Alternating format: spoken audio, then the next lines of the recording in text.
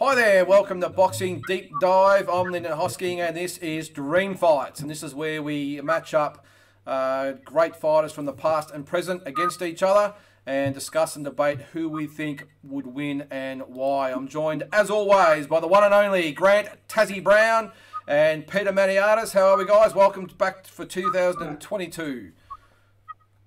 Good to be on the show. Great to be back for 2022. We're obviously missing Mike Altamura. He's hightailing it across Africa at the moment and doing great things with Pro Bellum, but not the same without him, is it, Tassie?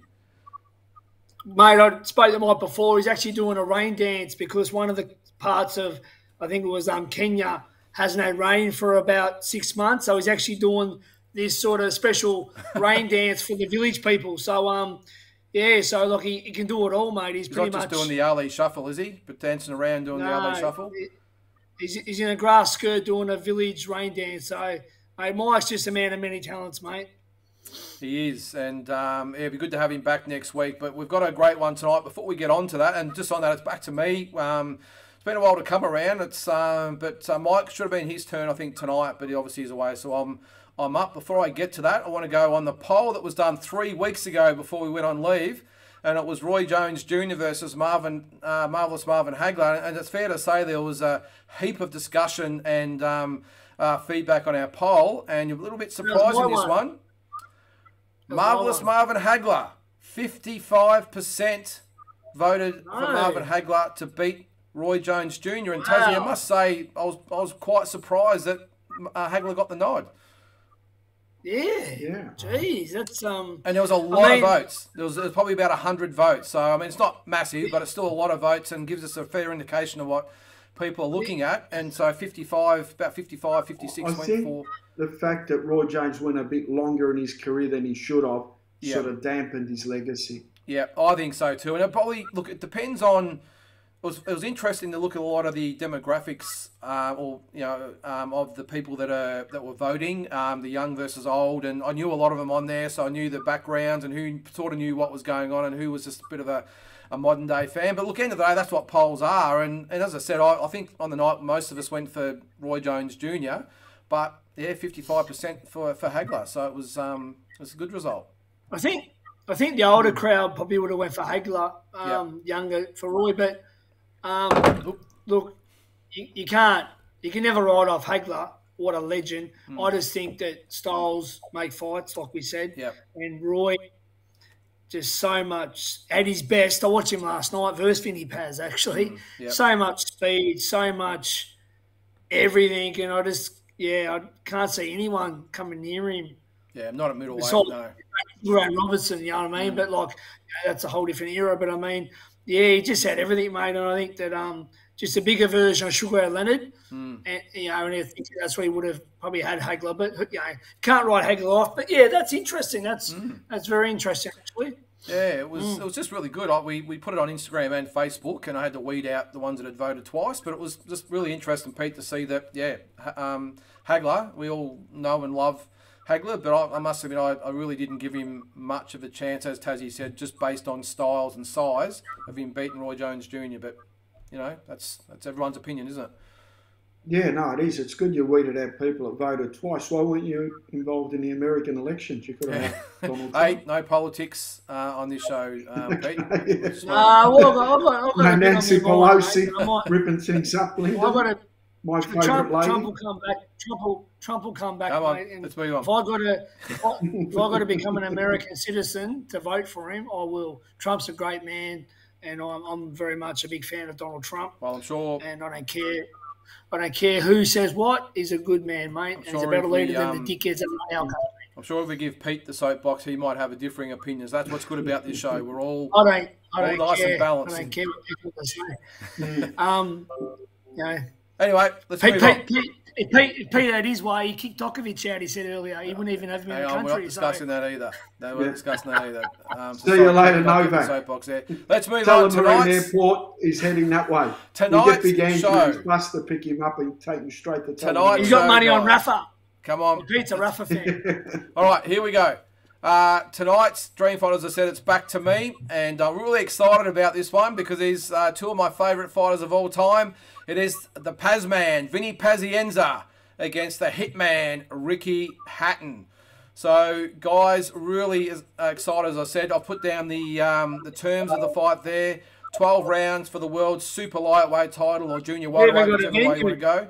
And I've made it at the NGM Grand Garden Arena. I've kept it neutral in Las Vegas. Now, the reason I've put it there, Tassie, is because I think we could quite easily have had it. I disagree. We could have quite easily had it at the Manchester Arena for Hatton, and I don't think Pasienza would have hesitated 1 second about going there. And on the other hand, we could have had it in Rhode Island for Ricky Hatton to go to Pasienza's hometown. So I just thought I'd keep it neutral and put it at the MGM Grand. What do you think, Tassie? I wanted it at Caesar's Palace, mate. I wanted it at Caesar's, not MGM. Well, these two guys were probably after the Caesar's Palace type of thing. That's why I've gone for the MGM Grand. But no, you've done good. Pete, what? Mate, go ahead, Tassie. I tossed and turned last night on this one. It's a very tough one. Look, it's one of those things, Pete, where they're not probably all-time greats, although they're great fighters. Maybe they're not in that all-time great discussion, but they're just two awesome fighters who were entertaining. They were, they came to fight all the time. They give value for money, and just the styles alone, I think this would have been an awesome fight. And they can lift on a night. I mean, Hatton's performance with Kostya Tszyu was one that, it was one you've got to treasure, because before the Tszyu fight, a lot of criticism was that Hatton was fighting in his hometown, he was fighting home-picked opponents, and Tszyu was going to, sort him out. But he really lifted, and I mean, his performance with Mayweather was actually quite good as well. Yep, I mean, he went 10 rounds, he was charging. Referee did him no favours either. Yeah, I mean, look, he had a top career. You can't knock Ricky Hatton. He had a real good career. And Pasienza, I mean, he was one of the most entertaining fighters you'd ever want to meet. I mean, he was as value for money as you could possibly get. So it's going to be a nightmare to pick, really. Yeah. Oh, I think it's a great one. And I'm going to give you a quick story before we get into the records and some video highlights of the guys. I'm going to, as we all occasionally do on the show, I'm going to puff the chest out here and say that I actually I've met the Pazman a couple of times. One was at an expo in Vegas I have over there. But the other time I actually met him, I was over in Vegas with my wife for a holiday. I think we went over for one of Mayweather's fights, and we're at the Hard Rock Casino for a fight night. I actually walked past him going to the bathroom, and I nearly fell over because it's Vinnie Pasienza, one of my all-time favourite fighters. Yeah. And I told my wife, and she said, "Well, don't bloody be a pussy. Get over there and say good day," because I was too hesitant to go over and say hello. So she pretty much pushed me over to him and said, "Stop being a wuss and get over and see him." But I actually tapped him on the shoulder, and when he turned around, he looked at me like he was going to take a swing. I thought, oh my God, I've done the wrong thing here. But he actually was a fantastic guy. Took numerous photos. I shook his hand, all that sort of stuff. And he actually, asked where I was from. Obviously, you could tell the accent. And he was such a really welcoming, warm type of guy. And, he was just one of those guys. And you're always worried about meeting your heroes. But I can tell you, if you ever see Paz, if you're one of his fans, say good day because he's such a great guy. So that's my little brush with fame. Tassie, I know you've probably got a million you could come up with, but for me, that was the highlight of my boxing life. You didn't do showies with Ricky Hatton, did you, Tassie, or anything like that? No, yeah, I did. So I'm in Tasmania in 2015. Yeah. I get a phone call from Brian at Matruda. He said, Tassie, do you want to come over to Melbourne tonight? I said, oh, mate, I've got plans. He said, look, can you change them? He goes, Mick Gatto and myself have been entertaining Ricky Hatton here for the last few nights. Anthony Mundine's opponent, Rabichev or whatever his name was. But this was before the fight. This was well before then. This was to sort of do the deal, I think, with that fight. So he goes, look, if we fly up to Melbourne tonight, get in about 11 o'clock, can you take him out? You've got connections at Eve nightclub, the Russian boys. I said, yeah, all right, sweet. So anyway, I get on the fly, get into Melbourne about 11 p.m. A mate of mine picks me up, and he jots me outside Eve nightclub, and there's Brian with Ricky Hatton. And so we're going to Eve. I hooked it up with the Russian boys, and we're there, doing a few shoeies and having a good time, having a bit of a yarn. I told him how close I was to Kostya Tszyu, and he said how much he respected and loved Kostya and that, what a great champion he was. And then mate, it got to about 4 in the morning and he disappeared on me. So he's ended up somewhere else. I lost him. I'm thinking, geez, I've lost him. And funny story, my cousin was on the way to go to Bali the next day, and he saw him at the airport. And he goes, "Oh, Ricky Hatton, mate, wasn't he out with my cousin Tassie last night?" He goes, "Oh, yeah, fucking bastard, yeah. I didn't even know where I ended up. I got lost, and just a crazy night, mate. But yeah, party with the Hitman, mate. Oh, it looks like he'd be. It's a bit surreal, really. Yeah. Yeah, he looked like he'd be a great guy to. Yeah, I actually got to interview Ricky Hatton in Hong Kong. Yeah. On a Jay Lau show, I had a fighter on the card. It was 2012. It's on YouTube. Okay. If anyone wants to go and see the what's interview. What's the channel? KO show? KO Showbox on YouTube. Yep. You just put in my name and Ricky Hatton. You'll see the interview. We went over Manny Pacquiao. I was actually with the Sandman promotional team. We had a guy fighting for an IBO world title. And Jay Lau was a promoter. And he set up the interview. And I actually got my own personal interview with Ricky. And it was a table setting where you get food and drinks. And by the end of the night, Ricky had a few bottles of wine. And Ricky was only in the shirt. And it was the time when Manchester City was playing Man United to see who's going to win the Premier League. It was 2012. And I had a nice jacket, and the boys wanted to go out. He was with Felipe Fondue, who's a big promoter and manager looking to sign fighters. And he tapped me on the shoulder, Rick, and he said, "Mate, we done a nice little great interview." And I said, "Yeah, we did." He said, "Can I borrow your jacket? Because I'm going out, I'm going to need a jacket." I said, "Ricky, this jacket, I mean, I've just bought it, and it's pretty expensive." He said, "Mate, I'll drop it off at the hotel for you." And I said, "Mate, I want to go out myself. I'm not giving you my jacket." So I had to wave Ricky off. He had to go back wherever he had to do and get his own jacket. So I would love to party with him. But there you go. We've all had brushes with Ricky Hatton and Vinnie Pasienza. So that's that part of the story. Let's get on to the actual dream fight, guys. And we'll start with the Tasmanian Devil. We know who the Tasmanian Devil is. There's only one of them, and that's Tassie Brown. So the Tasmanian Devil. There you can see there a nice, neat record of 50 wins, 10 losses, and 30 KOs. IBF lightweight champion 87, WBA junior middleweight champion in 91, and a couple of more obscure titles later in his career. Notable opponents you can see there: Greg Haugen, Roger Mayweather, Hector Camacho, Lloyd Honeyghan, Roberto Duran, Roy Jones Jr., Harold Graham, and Eric Lucas, who are all very good fighters in their day. And Tassie, this guy's epitomised action, didn't he? Because right from the word go, he was in your face and he just loved to get it on. Yeah, I always like the Paz man. I rewatched some fights last night. I rewatched the Greg Haugen first one where he won his first world title, which was a great effort against at lightweight against Greg Haugen, who was a bloody great fighter as well. Lost the rematch of Greg Haugen, but he won the trilogy. He goes up and he fights Roger Mayweather, and Roger Mayweather, was boxing great at the time. He lost to Roger. Mayweather, that was absolutely brilliant. Yeah, he looked really good that night. He fought, a tough fight against Hector Camacho. He had him on the back foot a lot of the night. He pressed the action, but lost there. But he went on and won the lot. He beat Lloyd Honeyghan, knocked out Lloyd Honeyghan, who upset Donald Curry. But then went up and won the light middleweight title, so it was a bit of a jump, obviously, and won that title. And then later on, wins over Roberto Duran, obviously, an older Duran. But I mean, the one that I really paid attention to, and that's how I'm going to make my decision on this fight with Hatton. He goes up and he gives Roy Jones Jr., a prime Roy Jones, a good 6 rounds. Yeah. So, and Roy was just bloody at his best then too, wasn't he? I mean? So, yeah, and also too, he upset and knocked out that Dana Rosenblatt as well, who they had raps on too. So you thought he was probably career was over, but then he come back and do something big. So he trained very hard under Kevin Rooney early before that. He was with Lou Duva.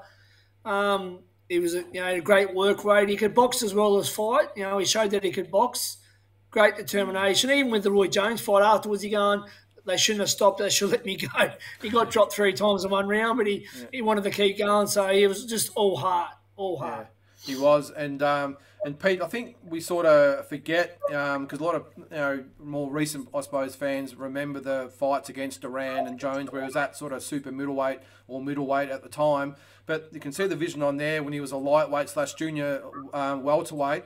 he was just such an explosive fighter, and he was just a different beast, wasn't he? He was a very, very explosive, phenomenal fighter at that weight.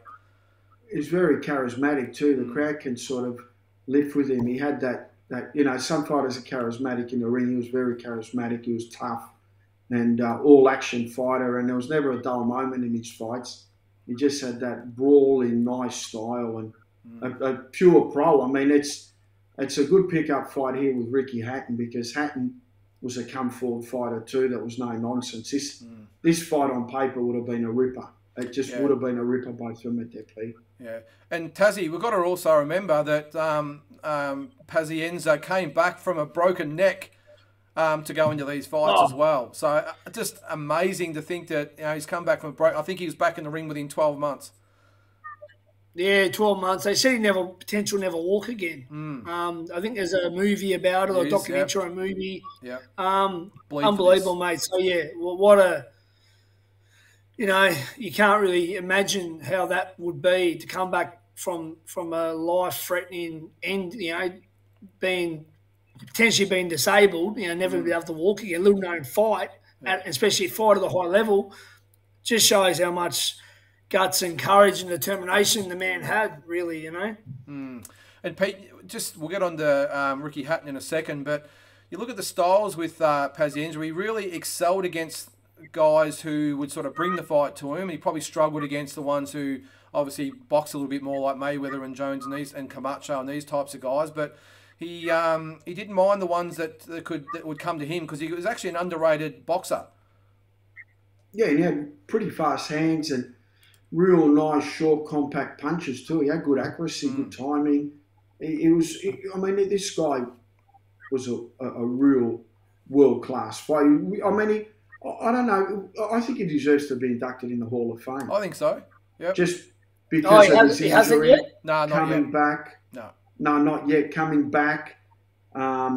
Just the history of that setback of a broken neck and all these wires coming out of his head and all that. He looked like Frankenstein, and I think just the story of him deserves maybe a Hall of Fame induction just for effort. Yeah, no, I agree. He's in a few. I think he's in some smaller, minor ones. Yeah, some minor Hall of Fames. But the fact that there's probably been lesser fighters than him that have got in. So I really think that he does deserve to get into the Hall of Fame. Hopefully, maybe you can pull some strings, Peter. And if anyone can get him in there, mate, it's Peter Maniatis. That's right. Well, let's look at his opponent.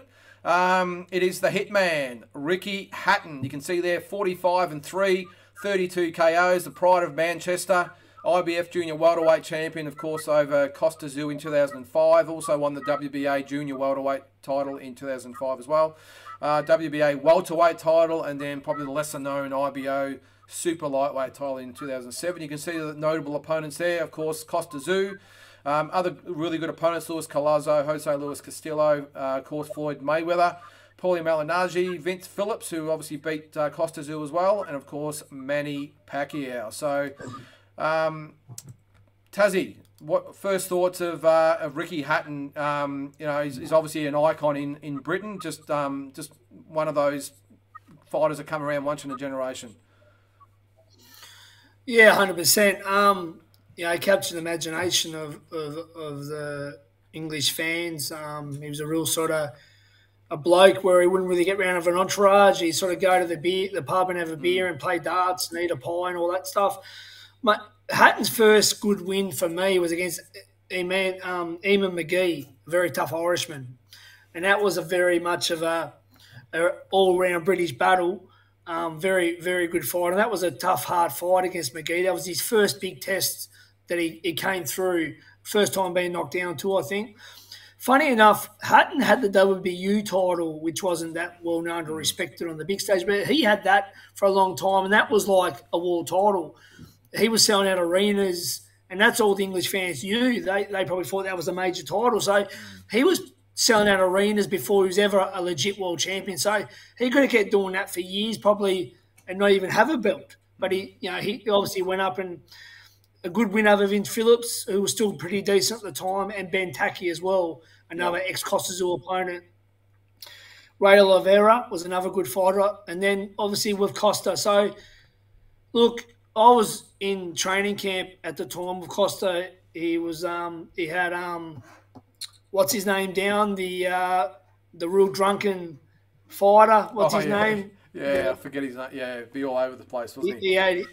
He had him in the camp, and he had a Mexican guy in the camp. Seen his last, believe it or not, I seen his last spar. I was there with David Birchall. I was fighting on Fox Sports a couple of nights later. He goes, "You want to see Costa's last spar before he goes to England?" And look, he probably didn't look on point to what I've seen him before.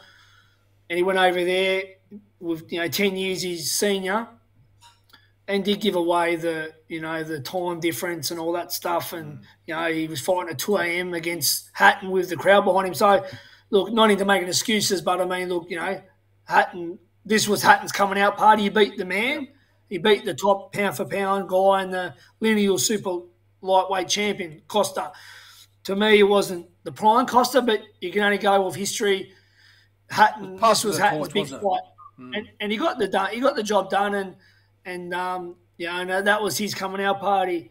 He goes up, he fights for another title against Carlos Masua. I think he might have been Argentinian, not a real worthy, great champion, but he beat him, stopped him in 9 rounds. He goes up the welterweight and fights Luis Colozzo, a very tricky southpaw, very much a bit of a boogeyman. He beats him, very, very close fight. He beats a fader, Luis Castillo. And then he goes up and fights the two of the greatest of this era, the Floyd and then Pac-Man. Gave Floyd some trouble early with his pressure. He's very, very much in the fight. He had, I think, 60,000 Brits behind him, David Beckham ringside. He got stopped, obviously, late, and then he changes things up, beats Paulie Malignaggi, he beats another guy, and then goes up against Manny, and he joins Floyd Mayweather Sr. as a coach, and we all know he gets destroyed by Manny. Great fighter, great pressure fighter, great for English boxing, hell of a guy. Real good fighter. Yeah, he did get the win over Costa Zoo. Is he a Hall of Famer? I don't know, but if he would have beat Pacquiao or Mayweather, obviously he would have.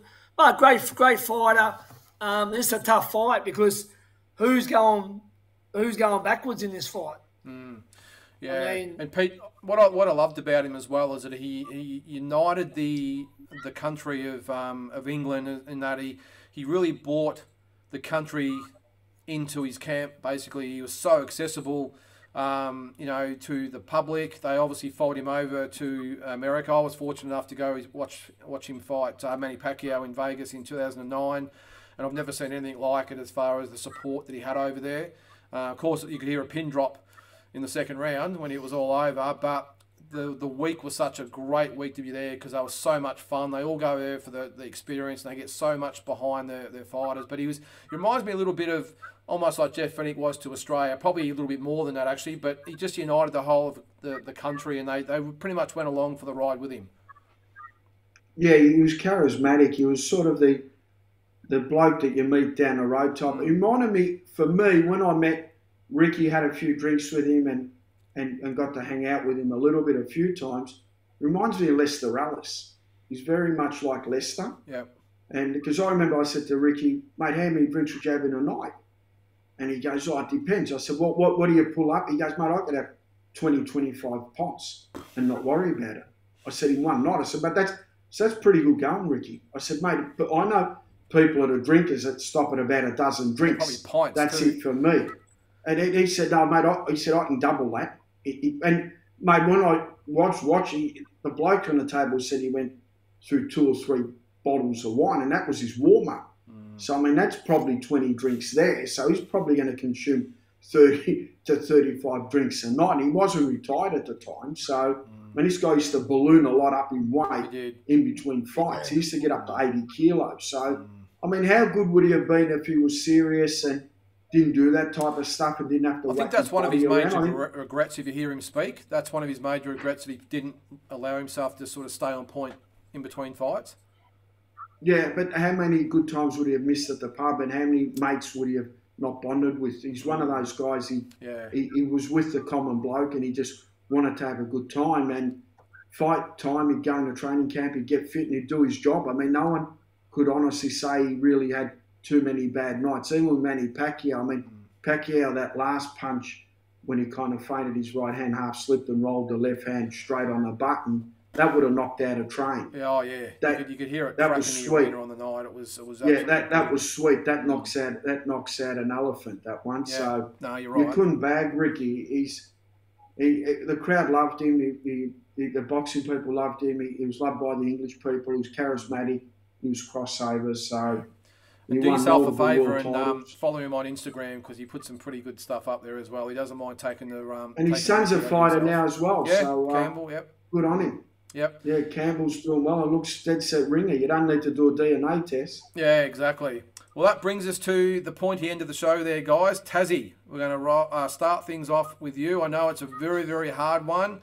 Ricky Hatton versus Vinnie Pasienza at junior welterweight. Who wins and why? Yeah, I've gone back and forth. I've had them both winning different reasons, and now I'm even doing it now. I thought I had my mind made up, but then we went.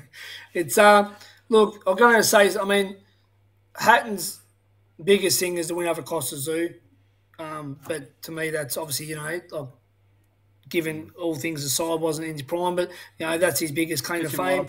Then he's lost to Mayweather, given a good account of himself. It gets points there.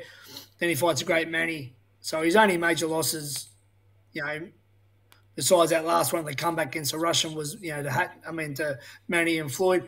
Vinny, Greg Haugen, very good fighter. Vinny beat him twice. Fought the great Hector Camacho, didn't win, but fucking, made him earn it. Roger Mayweather again. At the time, Roger was at his best. Then he comes back, wins a light middleweight title, so he's up in weight. So he shows that he can sort of mix it up with the big boys. Goes up and fights Roy Jones Jr., super middleweight, and Roy's at his best. Roy, like Hatton, I couldn't stand next to Roy, I don't think, and he's in there giving it his all, and Roy's got to be a bit cautious early. I'm going to steer towards Vinny. I don't know. I'm just going to go with that one. It's a tough one. It is. I was Hatton when you first announced it, but then I've done a bit of research and last night, and even though Hannon's the guy at the light water weight, because he was the champion of that weight where Vinny wasn't, but Vinny, Vinny's account with Roy Jones Jr., to me, that was, that bigger man in his prime. I'll go Vinny, mate. Yeah. If Hatton wins, it's on points, obviously. No one's stopping anyone. Yeah. It's on points. Majority decision. Decision to Vinny. I hear it's a tough one. Pete, what do you think? Who wins and why? And I see this fight for the first 3 or 4 rounds seesawing and it looking like fight of the year. No one willing to back down. And I see Hatton by about round 7 starting to edge a little clear to looking like the winner. But then I could see Pasienza coming over the top strong and landing some big shots and rocking Hatton at times as well, because I think Vinny proved himself a bit more as far as the chin stakes were concerned, because Hatton, the susceptible thing was that he was a touch chinny. Nothing against him. I just think Pasienza was a touch more explosive, a touch more solid, and a touch more better, and a touch tougher for longer. And I could see Pasienza down the stretch really pushing Hatton back and starting to explode onto him and winning a very close fight, but a unanimous decision to Vinnie Pasienza, where he has moments where he actually wobbles Hatton around as well. Yeah, no, I tend to agree, guys. This for me comes down to what type of strategy Pasienza would come in with. We all know what Ricky Hatton's going to do. He's going to come straight at you. He's going to rip and hook to the head and body. That's what he's going to do all night long. We know that. He's not really going to alter no matter who he fights. For me, if Pasienza takes him head on, I can see Ricky probably being a little bit too strong for him. But if Pasienza boxes like he did against Greg Haugen, who he boxed very well. As I said earlier, he was very underrated in his boxing skills. I think if Pasienza turns up with that in mind and boxes Hatton, I think he's got the range, the speed, he loves to pivot off to the left and the right. I think he does that really well. I think he'd offset Ricky. So I think if he does that, I would back Pasienza in a unanimous decision. Would be a great fight. I think the lead up to it and all the theatrics during the fight would be worth the money itself. But I think, yeah, the Pasman for me would win a unanimous decision against Ricky Hatton, and it'd be a great fight. But either way, like you guys, I can see Ricky Hatton winning. I can see Pasienza winning. I've gone back and forth a few times as well. But I think, based on what I've seen, Pasienza, when he decides to box and give himself a bit of room and a bit of movement, I think he'd be a bit too slick for Ricky Hatton. So there it is. That's 3-0, a clean sweep. If it had been a drinking competition, my money would be on Ricky Hatton every day of the week. Yeah, I tend to agree. Although I think Vinnie Pasienza was known to put a few away as well. I think in the time. I don't think Vinnie was more the drink, though. I think Vinnie was on it something else. Yeah, I think so too. I think. But the amber fluids, I'd be on Ricky every day of the week. Good background of Guinness pints. Pub background. Yeah. Yeah, I think he was on the yo-yo a bit, the old Vinnie Pasienza. He's had I think after his career, he's had a few ups and downs. Let's just say, we'll keep it at that. So Pete, I'm not sure you'll be here with us next week, but have you got a fight in mind that we might do? Well, if you're not here, we'll think of something else. But have you got a fight in mind that you had for your next choice?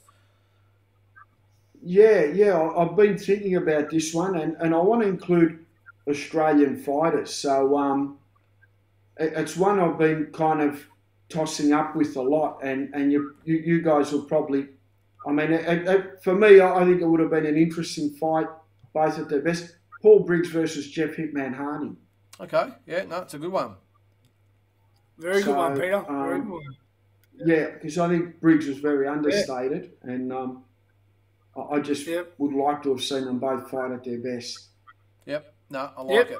Good one. Good one. Yep, perfect. All right. Well, if you're not here next week, we'll get another one up and going. We might even have to get a guest panelist next week. We'll think of someone to come on and discuss one. But again, we say to all the viewers out there, really appreciate your support. Make sure you send in some requests. Look, we could come up with a million different fights, but we'd love to get a few requests out there from you guys about who you'd like to see against each other. Obviously, sorry, Pete. No, I was going to say I had a reserve one, but I didn't want to do it because it probably would be too hard to do. I was going to do Paul Ferrari versus Jason Maloney. Oh, that would be a really good one. Yep. So, but I didn't want to bring it in because it might be hard for people to sort of... especially for our international viewers who might not know, a lot of our fighters, obviously. So we obviously know who it is, but we've got a lot of overseas supporters who... or watchers who like the dream fight scenario. So, but keep them coming. We'll get to them at some stage. But yeah, really appreciate all the support in 2021 and look forward to even more in 2022. So thanks again, guys. Have a good week. And, thanks, guys. See you. Cheers. I just want to say, bye, mate, Tassie. Bye. On your Novak Djokovic, mate. I'm happy for you, brother. See you.